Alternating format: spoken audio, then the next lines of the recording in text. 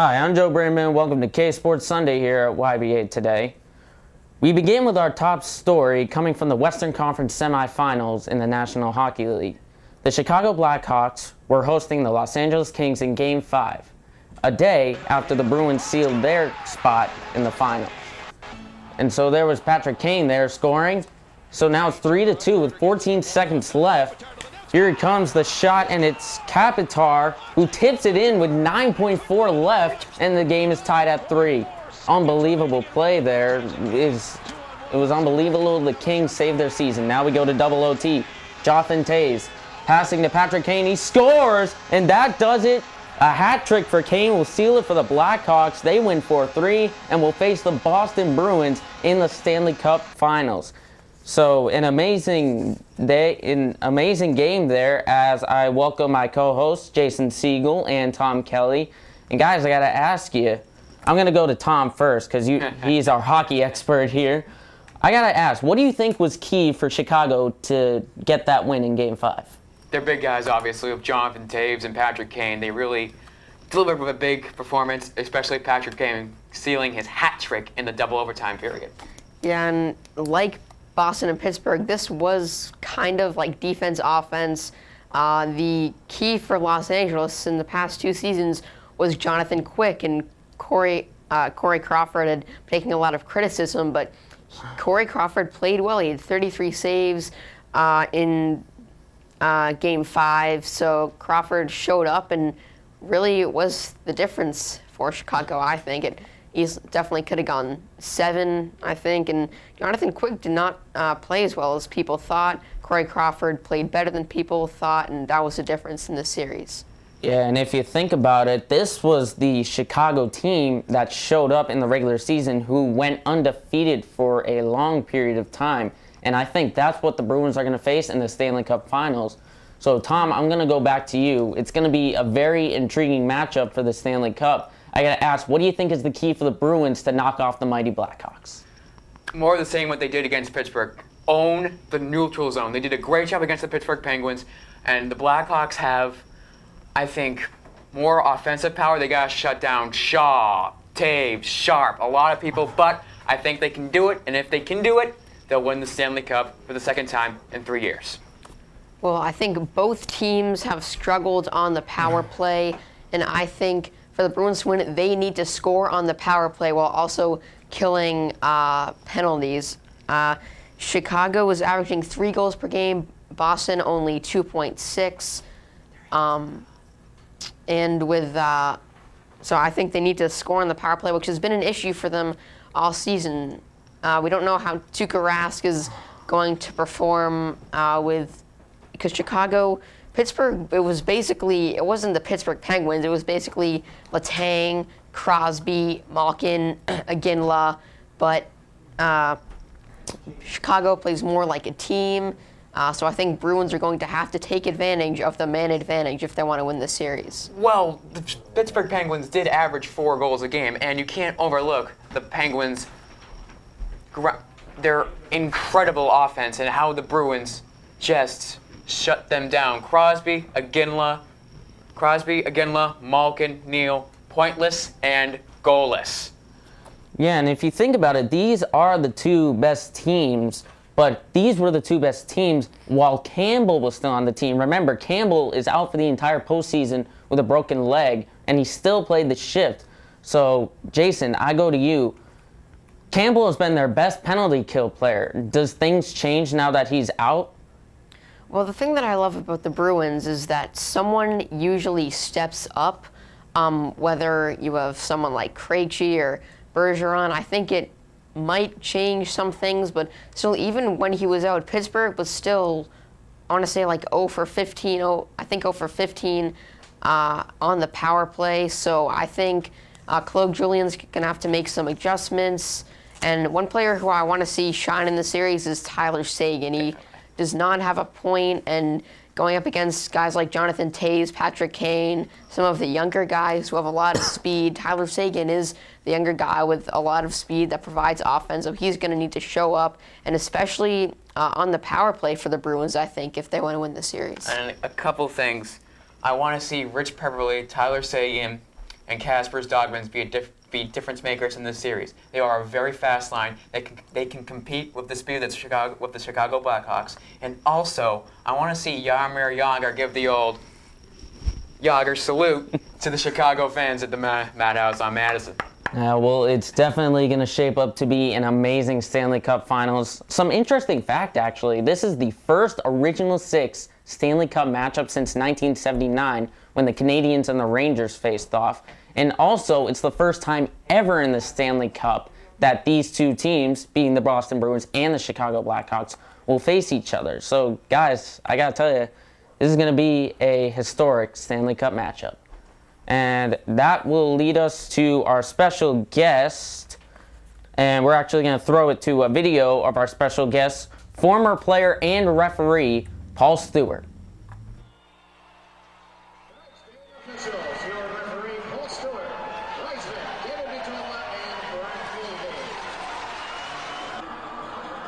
I never thought I'd get back here. Why'd you back?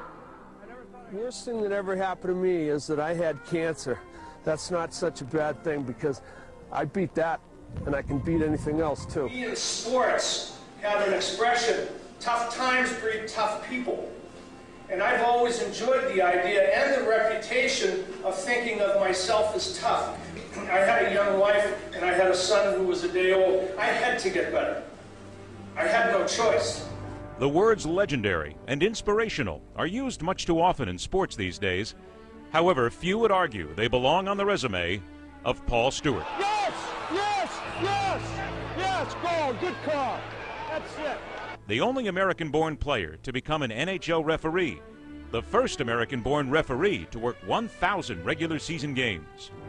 When you love doing what you're doing and you have a lot of people who help and support you, and especially in the tough times when I was ill, I think that the proof is that we've had a good kick at the cat.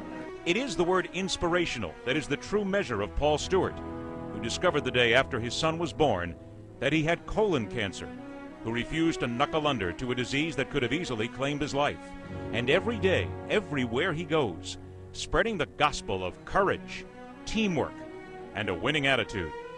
Now I have a responsibility because of people that are out there that don't have access to the information or don't know what's going on with their body and they don't pay attention to the signals. And in this situation I did, I was lucky. Perhaps you're used to people who have this disease and they're willing to sit there and accept it.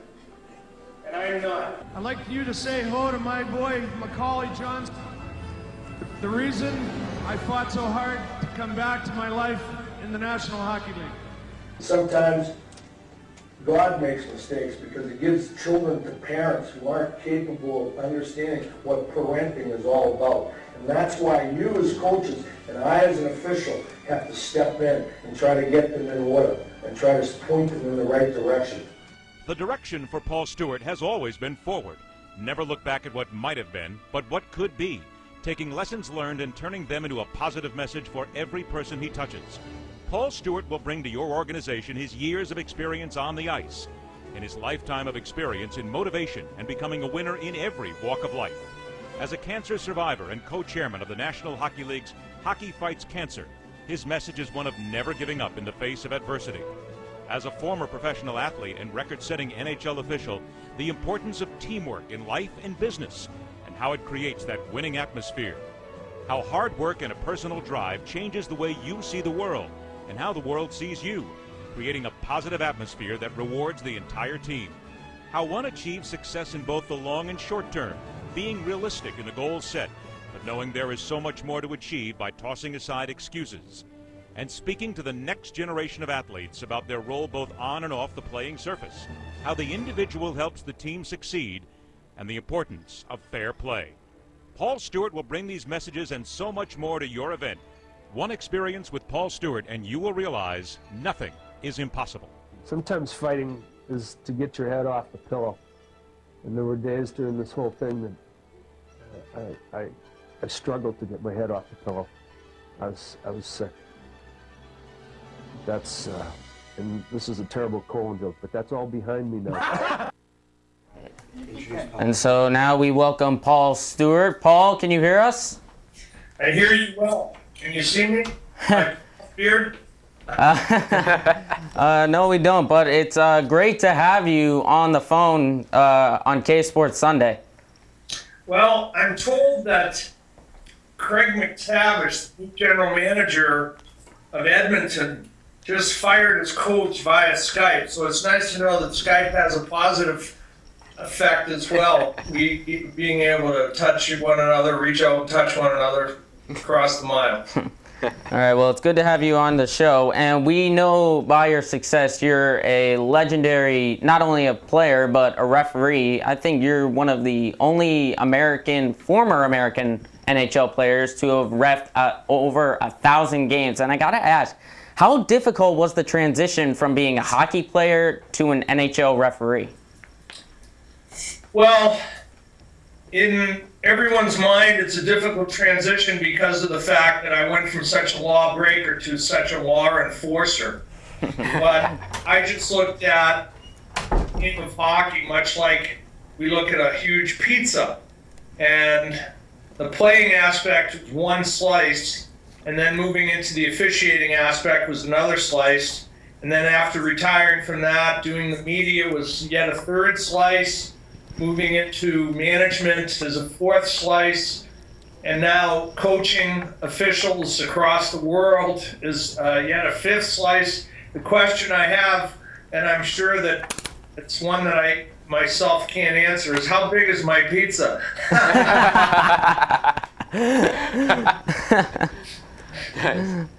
All right, so Mr. Stewart, this is Jason here. So. No, none of my friends call me Mr. I won't allow anyone to do that. It's interesting because people who know me well call me Stewie. I'm fairly well known in the hockey world. If you mention Stewie, you get a raised eyebrow and either a snarly look or a curl of the lip and a smile. So why don't you call me Stu? All right, Stu. So I just wanted to ask you, could you take us through your pregame preparations as a referee? Well, depending on the rink that I was scheduled to, if I was flying to, say, Chicago to work a Stanley Cup game in the upcoming series, I would fly in the night before. I would meet my crew at the hotel, likely go out for a nice dinner, and then in the morning we would meet for coffee, and a chance to do some loosening up in the gym. Of course, we would have a pregame meeting with the supervisor of officials, more so to get a briefing on the players who might be playing, as well as injuries or any aspects of the games that we have coming up that we should know about, protocols, television, and so on. And then likely about 11:30 or noon, we'd meet in the lobby, we'd go to a local restaurant and have a pregame meal, back to the hotel. This is if it's a 7:30 or an 8 o'clock game. Take a nap, usually between 2 and 4, get up, get dressed, have a coffee, head for the rink, be there around 6 for 7:30 game. Go into the dressing room, ride the bike. I made it my practice to go a little bit early and skate for 20 minutes and to get myself loose. As I got older, I found that it helped me immensely. And then pretty well, unlike the players who, get themselves psyched up and wrap each other on the pads and all that, I try to sit in the room and watch TV and calm down.